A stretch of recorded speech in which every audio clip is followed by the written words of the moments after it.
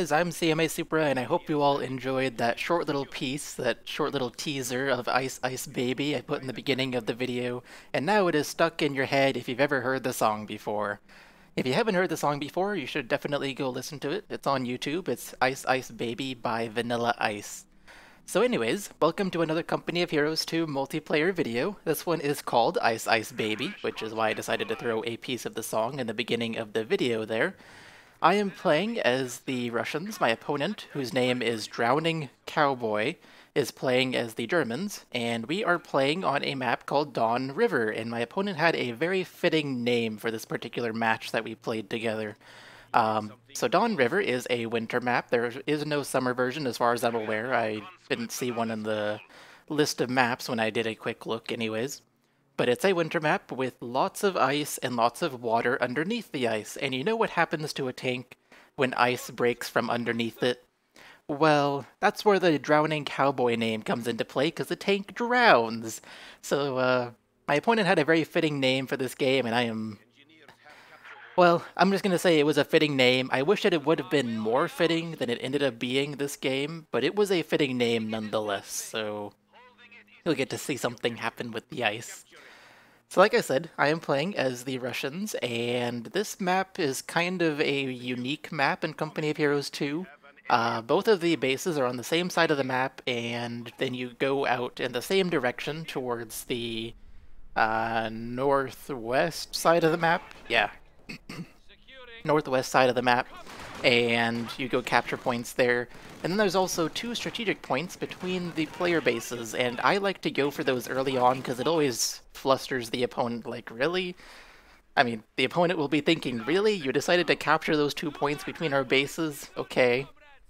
Because most people I've noticed don't ever capture those points, so I figure I might as well go there and capture them myself, because it flusters the opponent and I can still have a decent fighting power as the Soviets in the other parts of the map. However, my opponent has decided to pick a doctrine which gives him Assault Grenadiers. It's these units that I hate to see in the early game, but I love to see them in the early game at the same time if I am capable of handling them, which I usually am. Basically, it takes the normal Grenadier versus Conscript matchup where Grenadiers want to be at long range and Conscripts want to be at close range, and it totally reverses it. So now your Conscripts want to be at long range and the Assault Grenadiers want to be at close range. So it is a bit weird of a matchup. The Assault Grenadiers are also very good on their own, one-on-one versus a Conscript squad. They will pretty much always win, even at long range, so you have to really find ways of dealing with the Assault Grenadiers in the early game, which is why I don't like them. The way I deal with them, personally, is multiple ways. One option is just to avoid them, because they are more expensive than conscripts. They are not going to be as numerous, so you can do, like, if you want to fight them, you can do 2-on-1, 2 conscripts on 1 assault grenadier, or you can just avoid them, which is what I often do. I just go around the map capping points where he cannot capture points because he doesn't have enough units. Another thing you can do is, once you have 1 CP, you can go get yourself some shock troops, which will just own the assault grenadiers. Shock troops are so much better for a bit extra manpower. I'm not sure the cost of shock troops or assault grenadiers anymore. I know it's actually changed quite a bit, so I don't know what their cost is anymore. However, I do know that shock troops are just a bit more than assault grenadiers cost, so shock troops are a nice way of dealing with it, and in this game I will be getting some shock troops, so you can look forward to seeing some assault grenadiers get owned after my first CP is available. So while I was explaining all of that, there was a lot of action going on, but overall, I have captured some points in the middle of the map, and there's been some fighting going on near the 2 points between my base and my opponent's base, and in the end, like I said, I have a few points on the map. They're not exactly connected to my base, but I have them. I am denying them from my opponent, I guess that's what you can say. Now, one thing I am intentionally doing here, I am like actively trying to do this, is to prevent my opponent from having fuel, because in the early game, if he has assault grenadiers, that means that once I get a tank out, which is really advised against assault grenadiers, he's not going to have any way to counter the tank, because assault grenadiers don't have Panzerfausts to damage my engine or even do a little bit of damage to the tank. His only means of countering me will be Panzer Grenadiers with Panzer Shreks or an AT gun, or a tank of his own, and if I can prevent him from getting a tank of his own, that will significantly help me. So I intentionally try to capture both field points on the map here. There's only 2 on this map. And I deny them from the enemy even if they're not connected to my base. At least he's not getting the fuel. So that was one of the goals I had in the early mid-game here. I do have shock troops on the squad. I have shock troops on the squad? What? I do have shock troops on the field, and it looks like they're going to the topmost field point to deal with whoever's capturing that point up there, because I think my enemy's capturing it. I am right, looking at the minimap, there's a dot up there. In the middle of the map, I'm forced to retreat, but let's go look at the shock troop squad and watch them own this assault grenadier squad.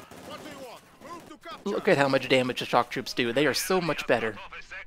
This is kind of why I smile whenever I see my opponent has gone with assault grenadiers, because after the very early game, they really don't help you at all. Assault grenadiers are more for the players like myself even, who like to get an early game victory and then just own their opponent for the rest of the game. Because I feel like an early game victory is just a nice way to guarantee a victory later on in the game, because you'll be able to tech and your opponent won't be able to tech. So I think that's what every not Wehrmacht. This is not the Wehrmacht, the Austere, or the German players. When they use assault grenadiers, I think that's what their goal is, just to get an early victory. But the assault grenadier victory does not last very long if the Soviet player is able to get a counter. So, overall, looking at the minimap, you can see that I have very, very few points connected to my base, and my opponent probably has more than I do connected to his base. However, I do have both of the field points on the map, and I'm going to have 2 VPs here, so I will have the VP advantage, and I will be denying fuel from my opponent, which is excellent, because like I said, I want to prevent him from teching. If I can prevent him from teching, he won't have any counter to my eventual tank. I mean, obviously, I'm also not exactly teching here, but my tanks are cheaper. I can get a T-70 and he'll have nothing to counter it with, so there is that thing to consider. 3 conscripts versus an MG42 and an assault grenadier squad. The MG42 was forced to retreat. The assault grenadier squad retreats. Smart move by my opponent. So I now have the ability to go capture points in the middle of the map. I do still have both of the field points, and in fact I have the entire top edge of the map, which is interesting. I have it, but it's not connected to my base, because my opponent's been focusing so hard on capturing the points in the middle that I'm not connected to anything. So I do think his income is higher than mine is right now, but at least I'm preventing him from getting the fuel points, so even though at this rate he will get a tank before I do, because he has more fuel income from the strategic points, he's not going to have the tank too early, hopefully. And hopefully I'll be able to get out a, at least a T-70 before he has any sort of tank. I can also buy AT grenades, which is not an option for him, because he doesn't have grenadiers for his Panzerfausts, so yay for that. At least I can use AT grenades and just destroy the engine of whatever tank he brings out if he manages to get one before I do. This is quite the long-range fight going on in the middle. I've reinforced my units so many times in the base, and this fight in the middle is just continuously going on. But here we go, it's ending, because my opponent is bringing an onslaught of infantry towards me. So I just go ahead and retreat both of my squads that were in the middle. And then I have the sneaky shock troop squad, which will be able to handle any single squad that it comes against, if my opponent has any squads up there. I'm taking the shock troop squad and going to the leftmost field point. So what I meant was if it comes across any squads on its route to the leftmost field point, it'll be able to handle them. Such as this assault grenadier squad. Let's go kill this assault grenadier squad because shock troops are just so much better. Come on, shock troops. I know you can own them. Yeah. My opponent seems to think that assault grenadiers can stand up to shock troops, but that is really not the case at all. And I've noticed that most assault grenadier players also have that misconception. Like, I have never lost a fight with shock troops against one assault grenadier squad if both are at full health. I don't know why so many German players have the misconception that assault grenadiers can just own shock troops, but they can't. So my opponent took some unnecessary manpower loss there, but hey, I'll take that. That is definitely going to help me, because manpower is the rarest resource. Oh, this conscript squad is so screwed. Yeah. Yeah.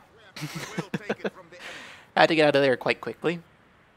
But now I am capturing the leftmost field point. I also have the right one, and it's actually connected to my base for the first time. Hooray! I actually have a decent fuel income. It is about to die off on me. The fuel income's about to die because my opponent is taking that strategic point right there on the screen. So the fuel point won't be connected to my base at that point, but at least I will have had it for a little while, and that is more than my opponent has had it, I believe. I don't think he's had the fuel point at all this game. I could be wrong, though. I haven't really been paying attention to that. I do have Tier 3 built, by the way. I built Tier 2 and Tier 3. Did I build anything out of Tier 2? I don't think I did. No. I just built Tier 2 like I always do as the Russians. I think I say this every video, but I always just build Tier 2 because it's more useful than Tier 3, or more useful than Tier 1. And it's just, since I have to build either Tier 1 or Tier 2, I might as well build the more useful one before I go to Tier 3. But like I was saying, I do have Tier 3 built, and so I will be buying a tank here pretty soon. When I built it, I was quite close to getting the T-34, and I figured I would just wait and buy the T-34 instead of the T-70 like I normally do. And so now I have enough fuel and manpower to buy the T-34, but I don't realize it, so I'm not currently building the T-34 like I should be. But at least I am doing other things. I'm like telling squad to go capture points, which is an important thing to do. There we go, I finally built the T-34, or start building it. In the middle, which is not currently on screen, now it is, there is an MG42 that is apparently unable to fire at my conscript squad. This was like really weird. I don't know what happened, but his MG42 just couldn't fire at my conscript squad, and that was pure luck, and I was so happy that was the case. Because it means my conscript squad gets to stay here and capture points, while his MG42 does nothing. And oh, look at this, my opponent has made a single grenadier squad. He is fearing a tank from me at this point. He knows exactly what I'm doing. He knows I'm getting a tank, and he's afraid of it, because he knows he doesn't have a counter to it with the assault grenadiers. When I was playing the game, I actually didn't even realize that he built a grenadier squad. It never occurred to me in my mind that that was a grenadier squad and not an assault grenadier squad. So I didn't realize it when I was playing, but I do actually see the results of it a little pretty soon here. I'll say that. So T-34 is on the field. This is hopefully the unit that will turn this game around for me. Hopefully he won't have any counter to it. And then he has a Stug. Oh, wonderful. Okay, well, what do I do against this Stug? I didn't buy AT grenades because I was trying to rush and get the T-34. So, let's see what I can do against the Stug. It seems the Stug really sucks against infantry, so that is good. I was trying to get AT grenades, I believe. I'm not sure if I had started researching them yet or what, but oh no! Look at my T-34, what the heck happened to it? I don't know what happened to my T-34. I honestly don't. The best guess I have without looking at the replay file is that it ran over an AT mine that my opponent placed somewhere in the middle because he was fearing my inevitable tank. So this unit that was supposed to have turned this around for me and just owned all of his assault grenadiers is now entirely useless and about to be dead. Yeah, this is not looking so good at all. Oh boy. Look at how much my opponent has in the middle. I decided to throw down some incendiary artillery, incendiary barrage, so I can single out his infantry one at a time. I lost that engineer squad, which is not good.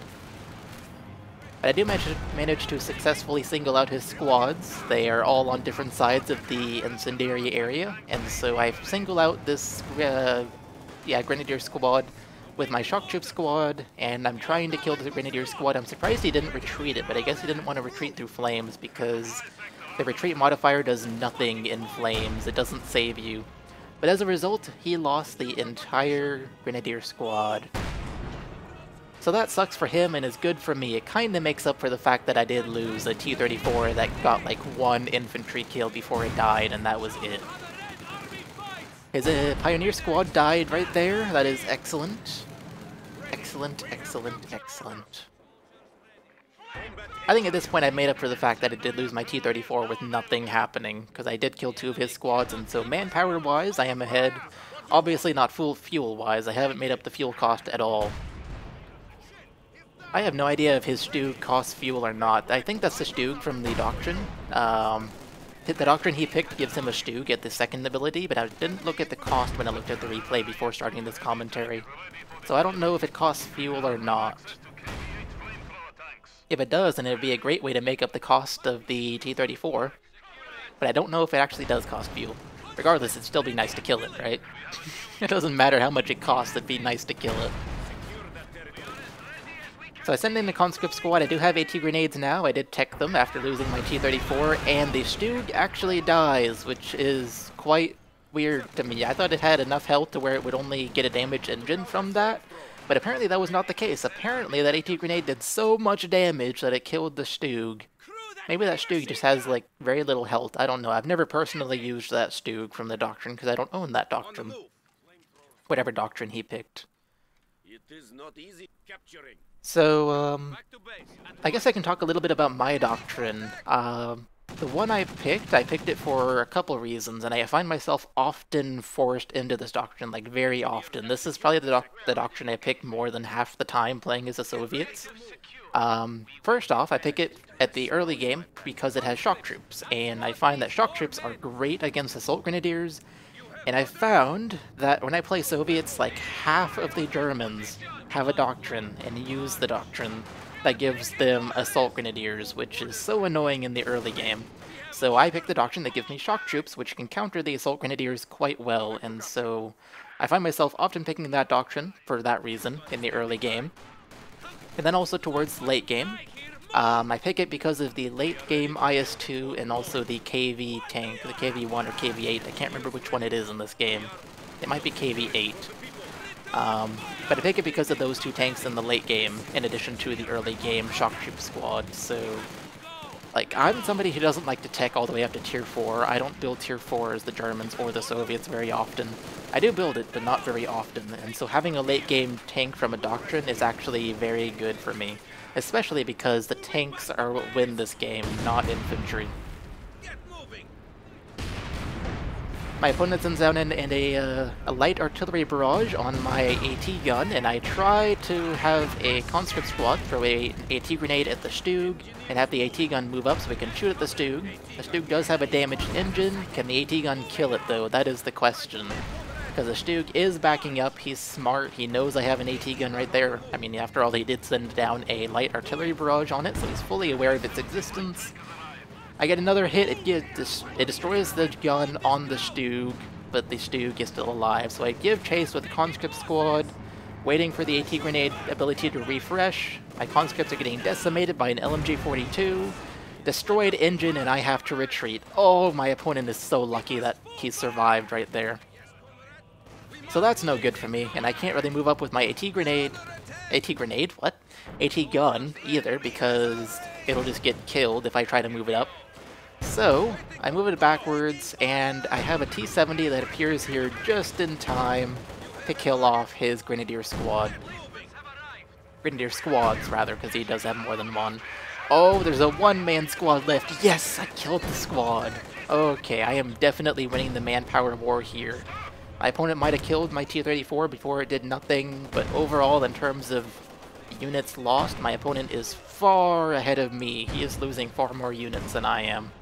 So in manpower-wise, I think I am overall winning this game, which is excellent.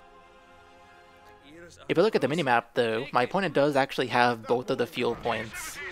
Or he potentially has them. They may be nullified, like I just don't have them, but I believe he has both of them, so that is not good at all for me. There we go. I sent the T-70 up to the top to kill the Stug on that one last shot because the Stug had a dead engine and a dead gun, so there was no threat to my T-70. And the Stug is dead. Excellent. So far, in terms of manpower, I'm winning. In terms of fuel and munitions, I am not sure that I'm winning.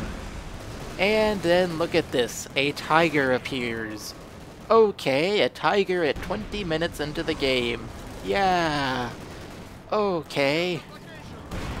That is not something I was prepared for at all. Okay, I merged a conscript squad with the AT gun, so the AT gun now has all 6 men. And I have AT grenades with my conscripts, so I should definitely be using those. So let's throw a whole bunch of AT grenades at the Tiger, do a lot of damage to it, hopefully. And hopefully then I can get the AT gun to kill the Tiger, especially if I destroy the engine on the Tiger. I threw so many AT grenades at this Tiger, and I don't know how its engine survived as long as it did. But it did. Oh, that flamethrower just annihilated that Assault Grenadier squad. The squad's still alive, but I think it had like one man left in it. That was amazing. That's an awesome flamethrower critical. By the way, while this fighting's going on and I'm trying to throw a bunch of AT grenades at the Tiger, look at the ice to the right side of the bridge. Look at how crumbly that ice is. Like one more hit, all that ice would be destroyed. And the Tiger would have been in the ice if I had somehow gotten a hit into the ice with something. I don't know with what. But that didn't happen, so Tiger's still alive. But just look at that ice. It is so close to crumbling. So anyways now, I've thrown a ton of AT grenades at this Tiger. Its engine is still alive, like I said was going to happen a little bit earlier. And I have my AT gun at the bridge. And I'm waiting for the Tiger to show up again so I can use my AT gun to kill the Tiger. And I'm not building a second AT gun yet. I might just be low on manpower as a result. Wait, no, for a reason. I'm not building another AT gun potentially because I'm low on manpower. That's what I'm trying to say. I'm not sure why I wasn't building another one because I kind of needed one against a Tiger. But I'm not building one for some reason. So it seems that my opponent is repairing his Tiger. I saw a squad next to it for a split second when I somehow had visibility through the fog of war to his Tiger. I don't know how that happened, but I did. And so it seems like he is repairing his Tiger. So I back up my AT gun. It's not really worth charging him all the way into his base, as MG Nest will just destroy my AT gun.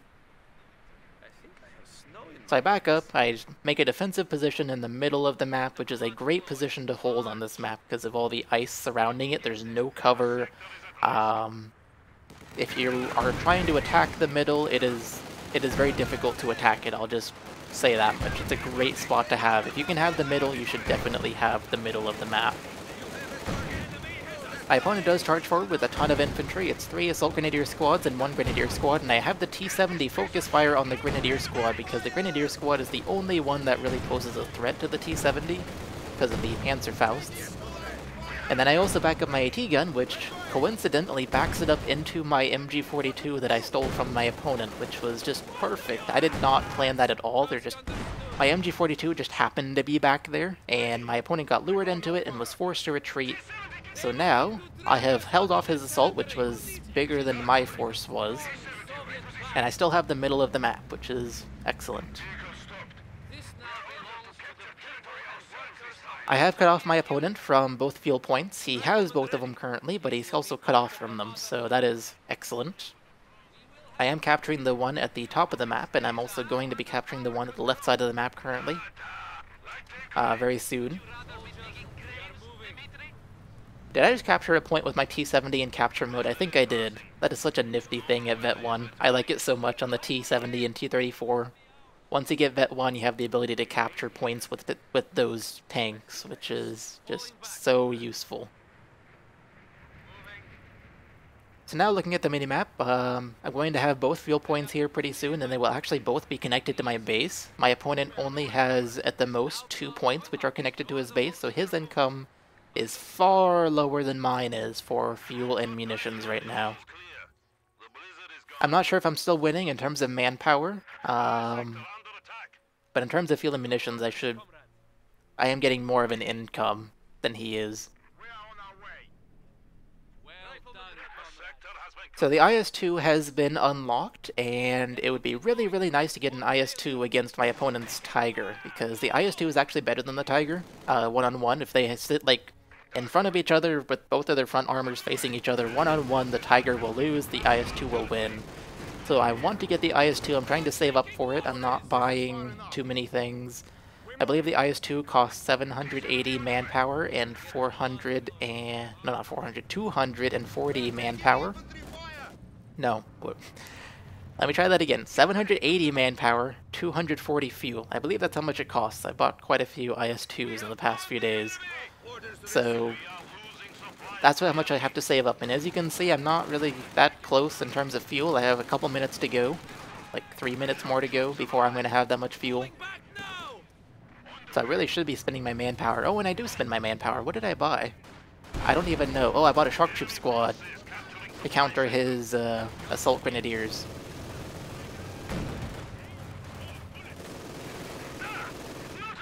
I'm kind of hiding my T-70 from the Tiger, because the Tiger will just own my T-70.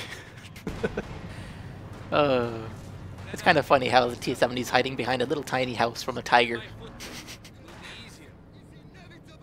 I do try to shoot the Tiger with my AT gun.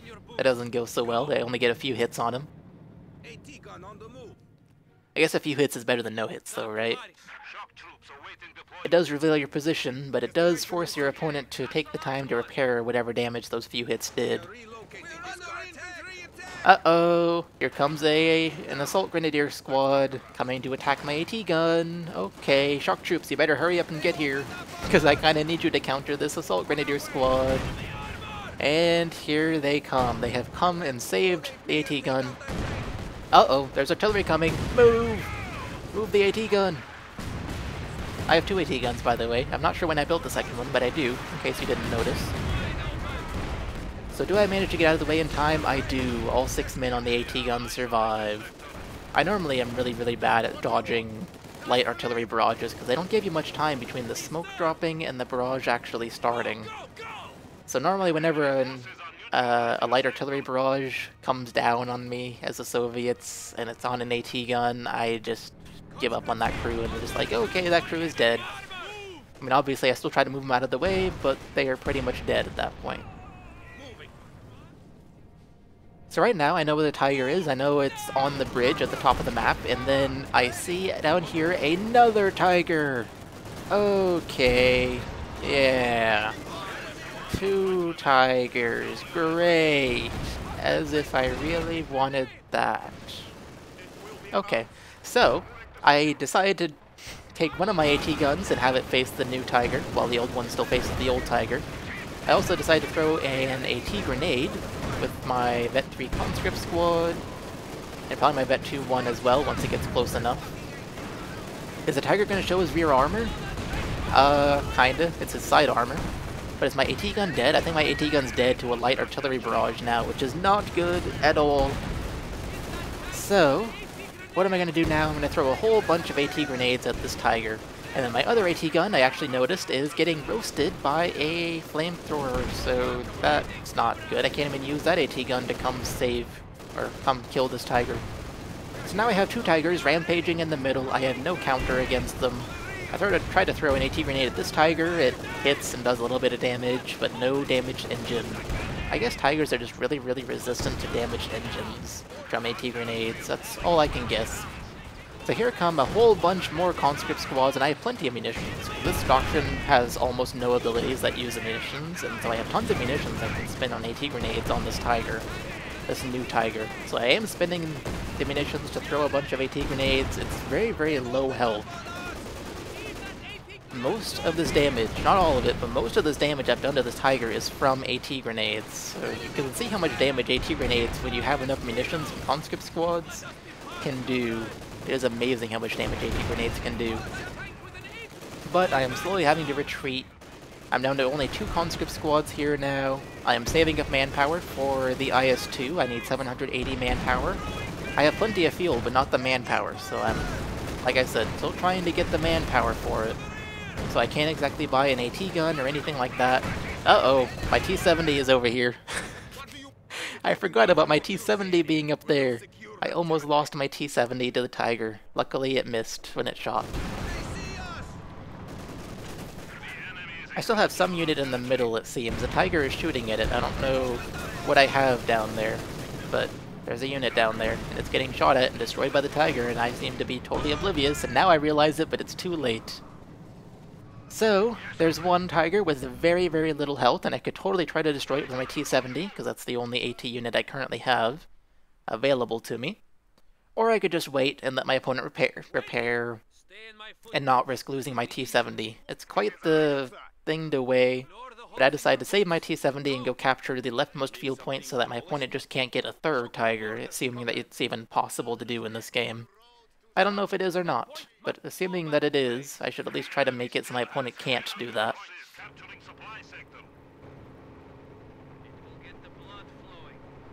I need 780 manpower to get this IS-2. Come on, T-70, go capture the point. Apparently I didn't tell him to go quite all the way there. I was a little bit outside the point. And I also didn't have him in capture mode. So there's the almost dead Tiger. He's going to go on this upper bridge, and he's going to try and get away back to his base. So that's good to know. It's awesome to know where your opponent is at all times. And here is the other Tiger. I really wanted to see the Tiger that was almost dead here instead, but obviously my opponent's not going to be that stupid to leave an almost dead Tiger at the front line. I charge forward. Do I throw AT grenades? I would imagine I do. Yeah, I do. With both squads. While my Shock Troop squad goes and annihilates the Assault Grenadier squad, and then it will annihilate the Grenadier squad pretty soon here if it survives. It is Vet 2, so it should survive, but it's always a question. I have my T-70 repair, and go capture some more points on the left side of the map, while, oh my god, my Shock Troop squad's at Vet 2 and about to die! Oh, I am so lucky. Okay, so my T-70 is going and capturing points. I damage the engine on this Tiger. Yes, this is looking good. I also have an IS-2 out on the field. Hopefully this IS-2 will be able to just kill this Tiger. Oh, hello here, other Tiger. Okay, well, since my T-70 is right here, I might as well try to kill it with my T-70, right? Hopefully the T-70 can penetrate it. Come on, kill the Tiger. And then I look over here for my IS-2, and where has it gone? My T-70 is now dead. That's no good. But where has my IS-2 gone? What happened to my IS-2? Oh! I killed the Tiger! The T-70 killed the Tiger! Yes! Oh, the T-70 killed the Tiger. That's not something you see very often. But still, what the heck happened to my IS-2? The answer, for those of you who didn't see it, was... it fell through the ice. It fell through the ice. My best guess as to what happened is the IS-2, as it was going over the ice, made the ice very flaky, not so durable, and so when the Tiger shot at my IS-2, it hit the IS-2 and forced the IS-2 into the ice because of the power of the shot. It just did more damage to the ice, and it was the last drop of weight or damage that the ice needed to break, and so my IS-2 is now sitting in the bottom of the river. And I just lost 780 manpower and 240 fuel. That IS-2 was more useless than my first T-34 was this game.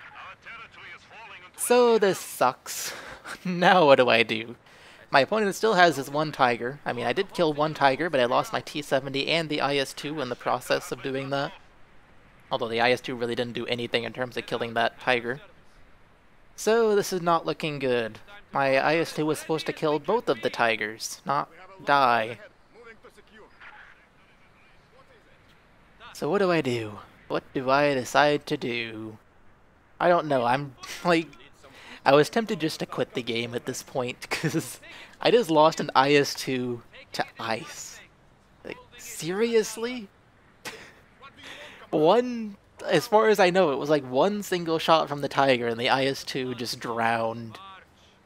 That is so frustrating.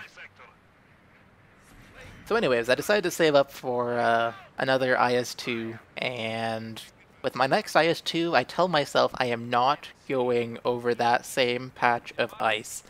It has refroze, but I am not going there and risking getting shot at by the Tiger again and losing another IS-2. But before that can happen, I need to somehow survive this game. My opponent currently has all 3 VPs, which is not good at all for me. Obviously, you can't win if you don't have any VPs. So, I do have to deal with that problem first. We are ready for anything. There's not really much to say right now. I'm just sitting in my base with all my squads. It's like I'm a noob. I just have all my units sitting around doing nothing, because that's what noobs do. You should always have a unit doing something, even if it's just going back and forth, back and forth, back and forth, for no good reason. You should always have a unit doing something. But I'm currently not. I'm like a noob. My units are doing practically nothing. Up at the top of the map here, or not anymore because it's not on screen, but up at the top of the map you saw I did have a shock troop squad up there and it was going to capture points. I also sent a conscript squad down to the strategic point next to my opponent's base to go capture that point as well. So I am working on getting, on fixing the problem of having no VPs in my favor right now. So that is good. I am at least doing something while I wait for my new IS-2 to show up. So as you can see, I sent all of my infantry towards my opponent from the south entrance here to the middle island. And the reason for that was I figured I don't want my squads to go dying in the ice where my IS-2 just died in case the Tiger fires at them and does enough damage to the ice. So I decided to go from the south entrance, and it'll also put my units in the way of any units that my opponent makes retreat. So like if I come and attack one of his units that happens to be alone at the south point of the island, he will have to run through all of my units as he retreats, and that is just going to annihilate his unit in all likelihood. So coming from the south was a great idea for me to do. Over here I sent in some incendiary artillery, and his pioneers are just standing in it, so that is awesome. And hey, now his pioneers are retreating. Oh, I had better kill them, and no! There's artillery coming down on me. I do kill the pioneer squad. Can I survive the artillery? I lost a Vet 3 conscript squad. I'm only down to 2 Vet 3 conscript squads now. I had 3, now I only have 2. His Tiger is Vet 2, which is crazy. I hope the Tiger didn't get kill credit for that IS-2. I so hope he didn't get kill credit for it. If he did, then that's why he has Vet 2. I wonder if you do get kill credit for killing a unit by shooting the ice under them. Who knows?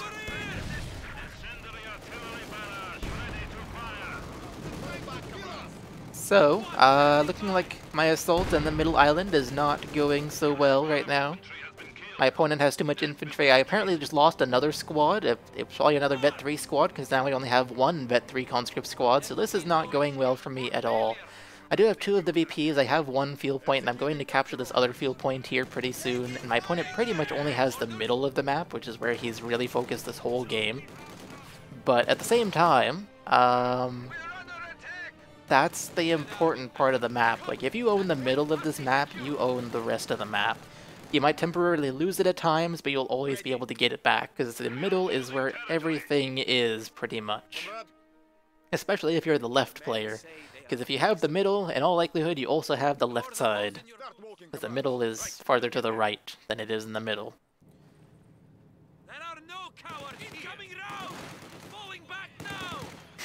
That was kind of close and risky. I had a single man on low health capturing a point with assault grenadiers after him. That was very risky. But I did manage to decap that munitions point, so hooray for that. So now what do? I actually have enough fuel. I just have enough fuel, 240, for the IS-2. I'm just waiting on the manpower. Oh, 760 manpower. I said 780 earlier. Turns out it's 760. Okay, so I need 760 manpower. So I am 215 manpower away. That's about a minute away, but I do have enough fuel, which is excellent, so I just need to avoid spending my manpower now, and so I'm not reinforcing all my squads. Instead I'm just charging forward with some of them, and this engineer squad needs to retreat. Yeah, there you go, and my opponent has artillery coming in on the ice. Oh, great. Oh, and look at that, there's 2 Tigers as well. Wonderful. I could really use this IS-2. I could really use this IS-2 as I work. So, this is not good. I just need to keep the VPs from counting down. I only have 40-something VPs remaining. 41? 44? 41, I believe. I can't tell because the flagpole is, like, in the way.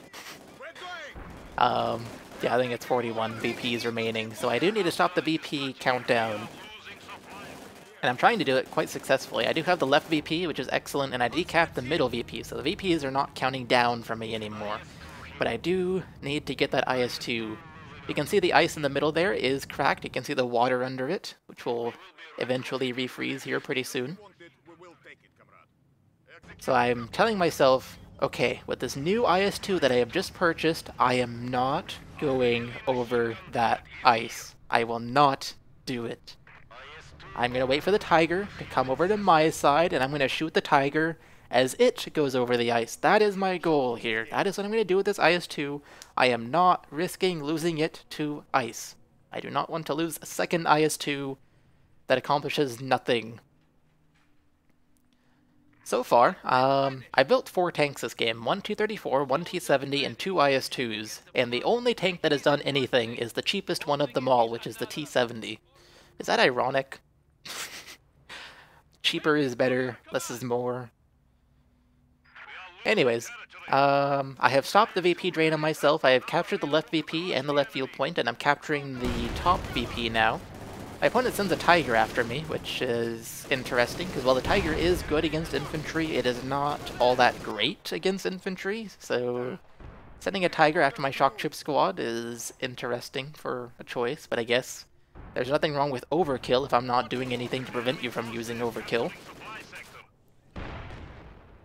I do take my shock troop squad over here to the left, and I believe I'm moving faster than the tiger can even follow if he wanted to.